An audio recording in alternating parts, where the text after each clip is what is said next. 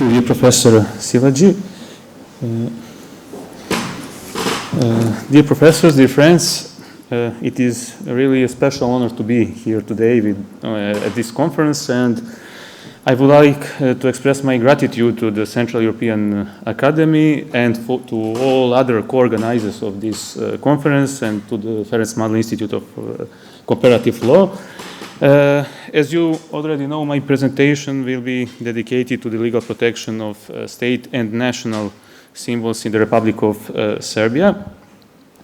As we already seen, the legal protection of state, national, and community symbols takes several forms: administratives, the legal protection on the level of misdemeanor, criminal protection, etc. So, because of the lack of time, I will focus on the most remarkable findings of my research.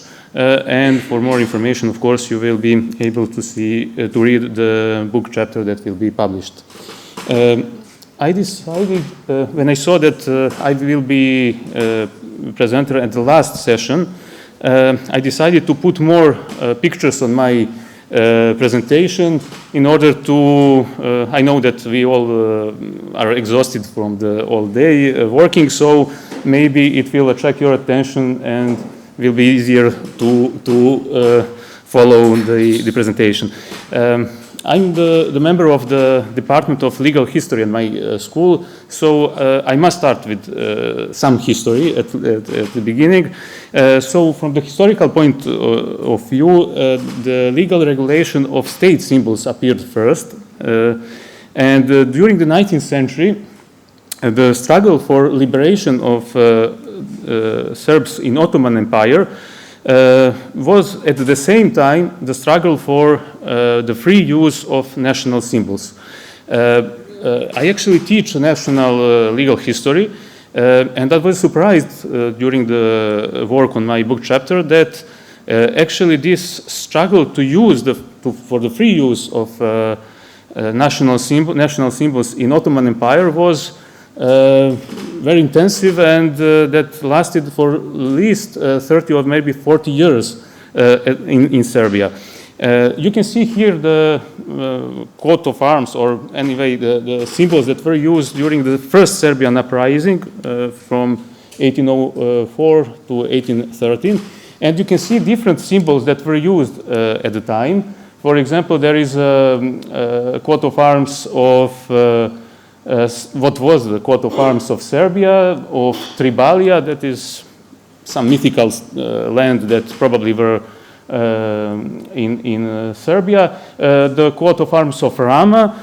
So there was no final decision which one from those symbols will be the symbol of the new state that was at that time in the creation. So after the second uprising,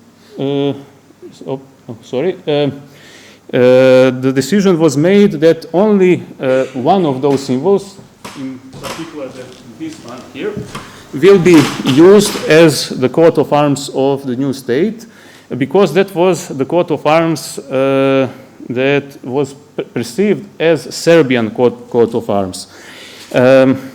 All those symbols were taken from stematographies. You can see here the two of them. One of them was made by Paul Ritter, or in Croatian Vitezović, and the other one by Christopher Žefarović, published in the 19th century in Austro-Hungarian, in Austrian Empire, actually. Those publications contained several coats of arms that were connected with the land of Serbia.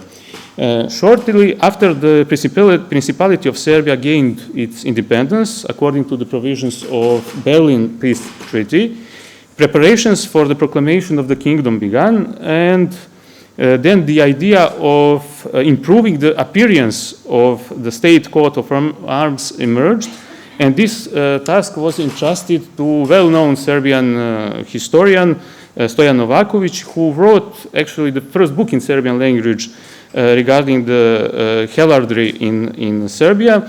And studying various coat of arms that were in use in the past, he came up with the idea to combine the coat of arms of Serbia, that you can see from the right, and what was then called the coat of arms of medieval Serbian state, or the state of Nemanjić.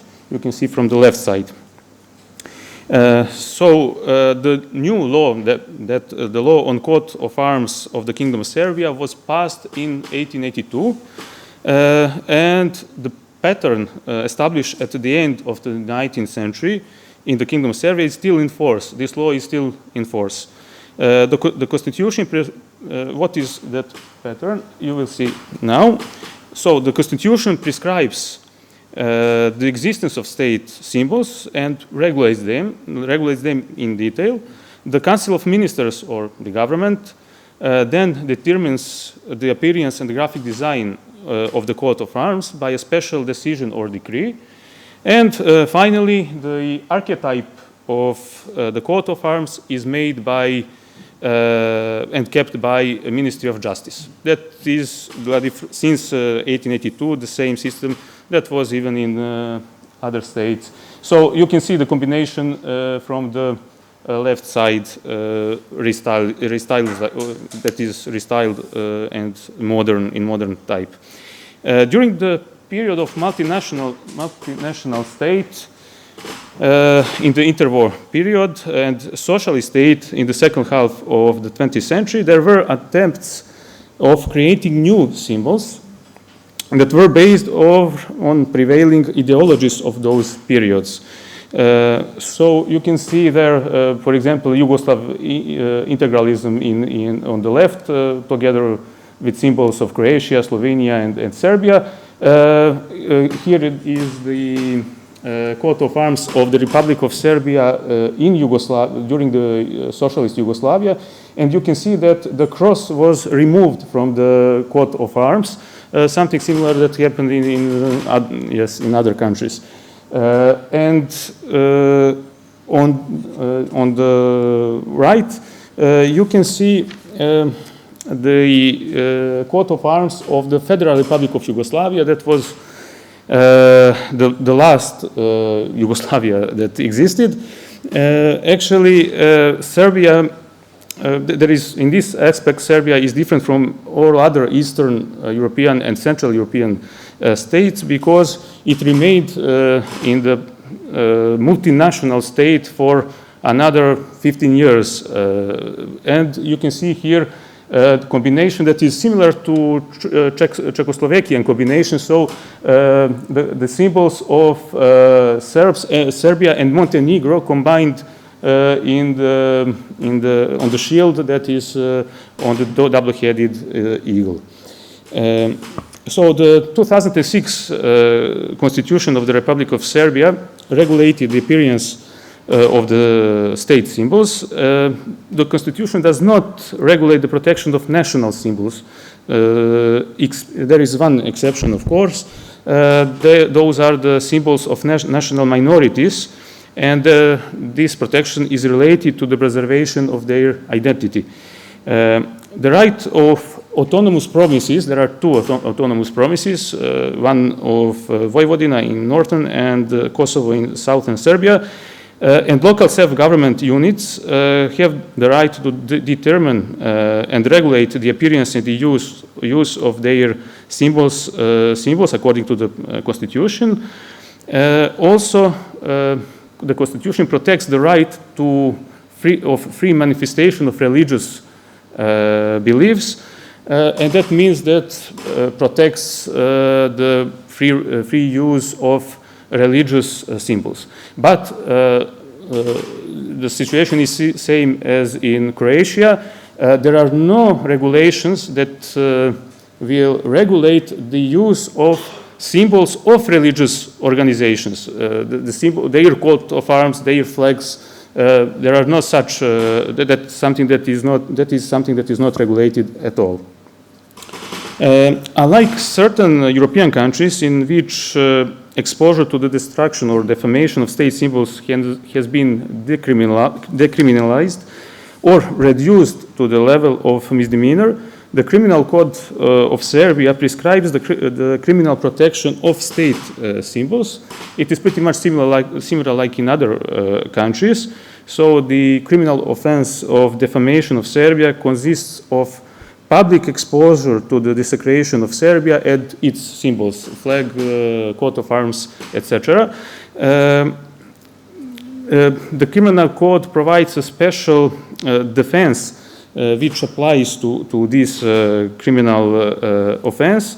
So, for example, if this act was preferred as if this act was committed while performing, for example, serious criticism on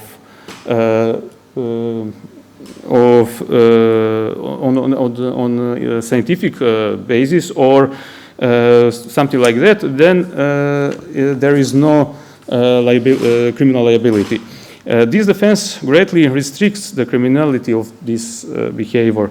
There is no judicial practice in this field, except one case. That is the case of the deputy president of the Radical Party, who burned the state flag of the United States in Belgrade. Apart from the USA flag that he was originally accused of burning the flags of the EU, NATO, and so-called Kosovo. But the persecution dropped the charges because those three flags were not state flags. But anyway, he was guilty of burning the US flag, and he was imposed to the 1 month prison sentence. And that's the only case in Serbia that I could find that is connected with criminal protection of state symbols. The law on companies stipulates that the company's name may contain the word Serbia, including all its forms, provided that it obtains the prior consent of the competent authority. Also, the law on trademarks stipulates that a trademark may not protect a sign containing state symbols, except with the approval of the competent authority. The law on legal protection of industrial design stipulates that protection may not be granted to industrial design that contains the coat of arms, flags, etc. But where is the problem? The procedure of obtaining the state's or government's decision that gives the prior consent for using the name of the state's name, the name of Serbia, is actually regulated in detail. And if you ask me how can I get the approval to use the name of Serbia in the name of my business in Serbia, it will be very easy. But if you want to ask for the other consent, so for the industrial design or for trademarks, there are any regulation. I don't know how you can get the consent of the state or any other competent approval of any competent authority. So during the work on my book chapter, I had to overcome many obstacles, and as all of you probably. And one of them was actually maybe the largest one, the noise that my children were making. But sometimes, if not always, actually, children can inspire. I saw my youngest son playing with this ball during the work that I had to do, and that inspired me to investigate if there are any rules that regulate how you can print. For example, here you can see the coat of arms of Serbia. Are there any rules for this kind of commercial use of state symbols? Actually, there are not, at least in Serbia. I don't know in other countries. In the literature, you can find the opinion that the principle of free usage of state symbols is implemented in those cases. So you're free to print the state symbol on your T-shirt or on the wall, on mask, or whatever you want. There is another opinion that this principle of free use of state emblems helps the state to promote its identity and to promote the state, for example. From the other side, there is a question, should some limits be introduced in this field?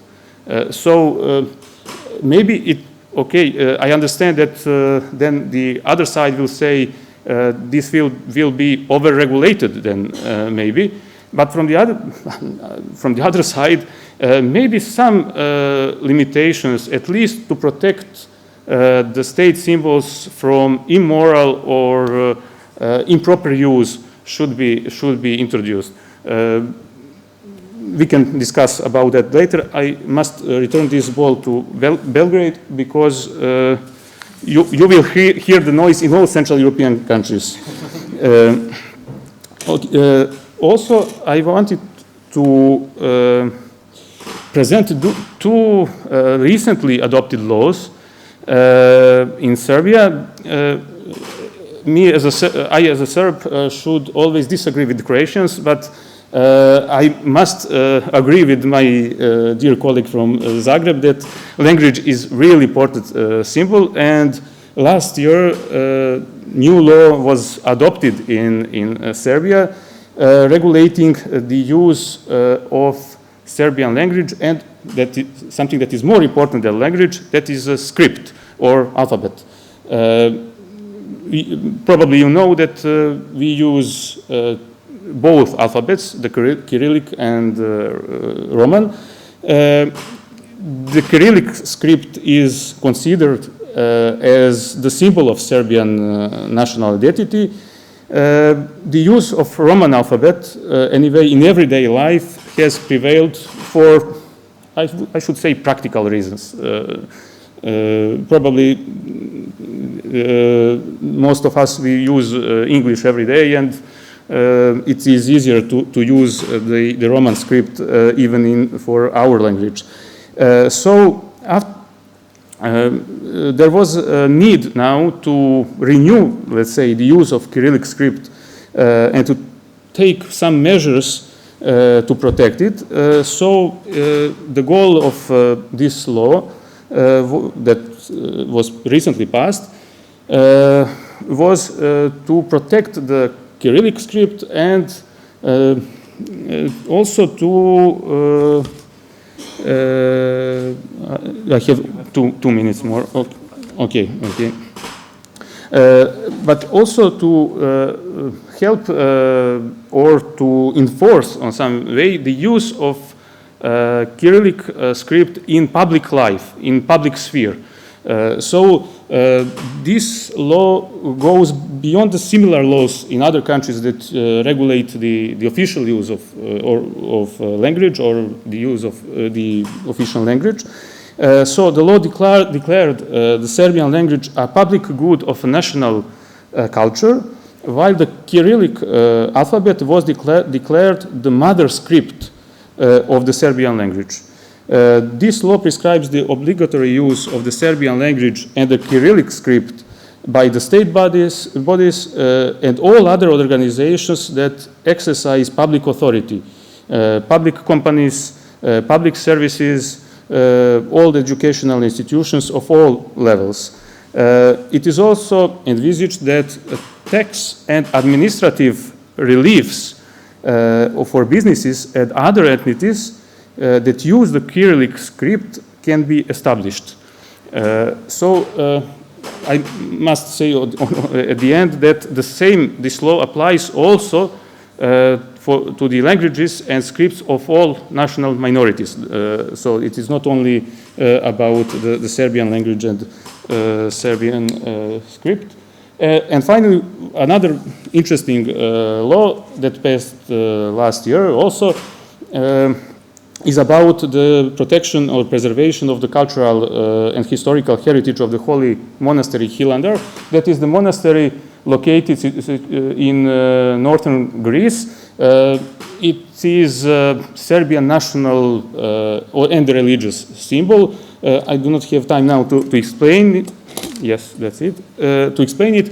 Anyway, it is interesting that the state regulates the protection of the symbol that is outside of its borders. In the end, I would like to thank you for your attention, and I will be grateful to hear your insights and your questions during the debate. Thank you.